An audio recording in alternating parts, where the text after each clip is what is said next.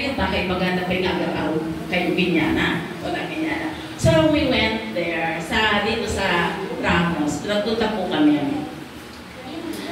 Alam niyo naman ang mga family Alonso, medyo kind-hearted yung mga yan. Meron kami mga dala-dalang mga grocery. Pero sabi niya, galing na ako dun sa isang classmate natin sa Magaspang kanila. So nagdi-distribute na po si Erning without asking yung batch 70. Hindi siya nag-ask ng help sa mga batchmate namin, though marami rin nagdo-dole out na, pero never nag-aas siya. Siya, sarili niya. So sabi niya, nag-grocery kami, mate, ganyan-ganyan, tara puntahan natin. So pumunta kami.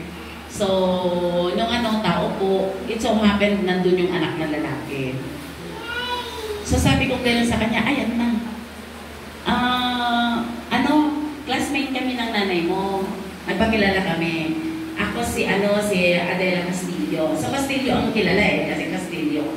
So, nanay mo, ay, ma'am, kanya. Siguro, naging estudyante ko pa ito, parang gano'n na naman ang nasa isip ko. Ay, ma'am, sabi niya ganyan, alin po kayo, kanya. Pumasok kami ganyan. Nandun siya, tangay-tangay.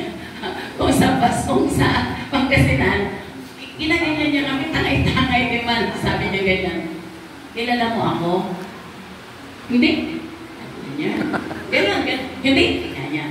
Kilala mo siya? Hindi. Ganyan.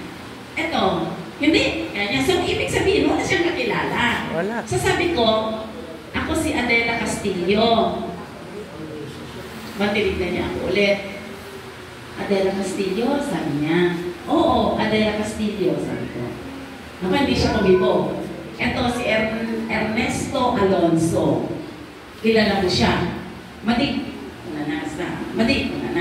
dahil doon ni Aguada, Ignacio Aguada, mamom. Madi, yan. So, kumbaga, kasi mga papag, yung mga kaharap namin, nakiupo na ako. Alam mo naman, matanda na. Siyempre, 70 plus na tayo. So, nakiupo na ako. So, sabi ko ganyan, at tugawak dito yun, nakungulog ako, madinang ko ng patugawan. Hindi siya kumikibo, basta hindi siya kumikibo. And then comes the time wherein nag-i-scan na ako ng mga mukha ng mga classmates namin. Kasi ang talagang bali-apat kami, ay 5 kami, pati si Madam Chona de Vera, sabi ko ganyan, Manong Chon, ni Manong Laurentia, so whatever problems,